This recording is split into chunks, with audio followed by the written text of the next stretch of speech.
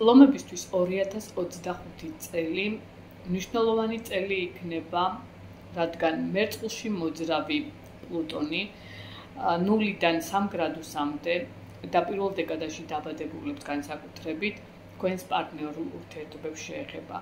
ზოგისთვის ეს ძალიან ინტენსიური საკითხები იქნება, რომელიც პირდაპირ ურთიერთობებს შეეხება, როგორც სასიყვარულოს, ასევე სხვა ადამიანებთან თანამშრომლობას.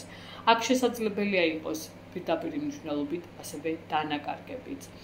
ბევრი ხელისშემშლელი ფაქტორები დაფიქსირდება თქვენთან, აქ შეიძლება შეეხოს ჯანმრთელობის საკითხებს, პირდაპირ სასიცოცხლო ენერგიას, ამიტომ ეცადეთ სწორად გადაანაწილოთ ენერგიები, უფრო გადით ამ პერიოდში სოციალური კუთხით და ასე ტრანსფორმირდით.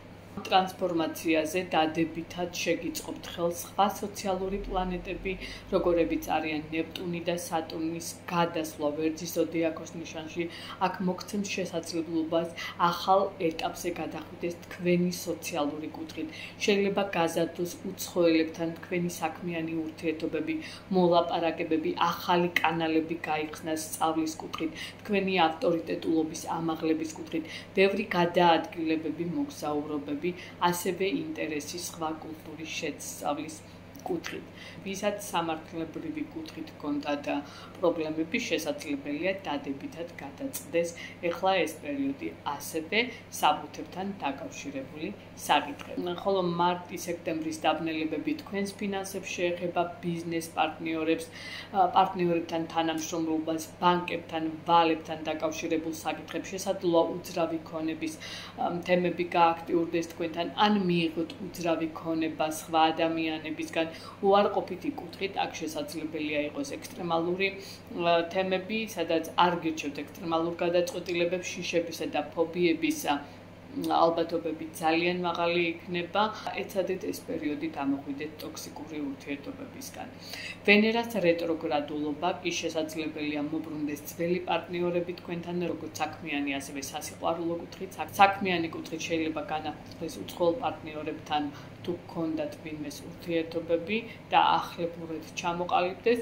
ლილიტის გადასვლა მარტში მორიელის ნიშანში კი აქ შეეხება ცდუნებებს თქვენს ოჯახში. გაზრდის წყვილების ალბათობას, მოერიდეთ კამათს, დაპირისპირებას, დანაკარგს ოჯახში.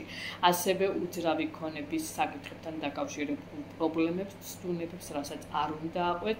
არ გახდეთ ამ პერიოდში ტყუილის მსხვერპლი, შურისძიების მსხვერპლი, იყავით მეტად ობიექტურები ამ პერიოდის განმავლობაში. ივნისიდან იუპიტერის გადასვლა კი აქ შეეხება თქვენს უცხოელ პარტნიორებთან თანამშრომლობას, გახსნის რაღაც კანალს, ბევრი დაინტერესება სწავლით, ბევრთან კი შესაძლებელია გათამაშდეს გაზვიადებული საკითხები, რომელიც ჯანმრთელობასაც უკავშირდება.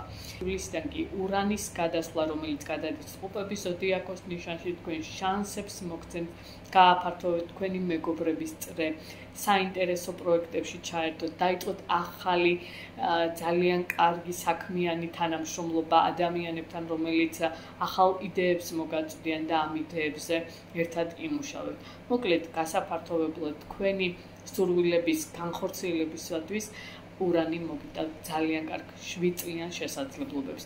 წატებები მინდა ისურვოთ. საინტერესო პერიოდი გელოდებათ ლომებო, განსაკუთრებით სასიყვარულო ურთიერთობაში და საკუთარი თავის შეცნობაში.